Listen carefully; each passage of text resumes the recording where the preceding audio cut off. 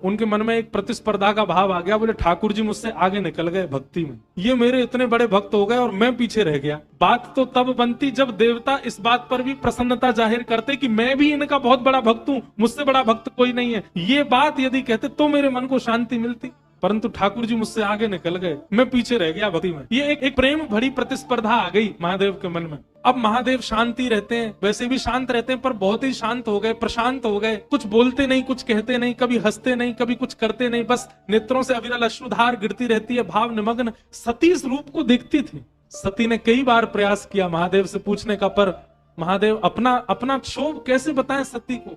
सती को ये देखा नहीं गया कि महादेव इतने विरह में रहते हैं। तुरंत नारायण के पास गई, बोले देखिए ये तो विश्व व्यापक बात है कि महादेव के सबसे बड़े उपासक आप हैं, देवताओं ने भी आपकी इस बात पर मोहर की। मैं आपसे पूछना चाहती हूँ, मेरे प्राणनाथ आजकल बहुत उदास रहते हैं, बहुत विरह में रहते हैं, बहुत शांत रहते हैं, प्रशांत रहते हैं, इसके पीछे कारण क्या है।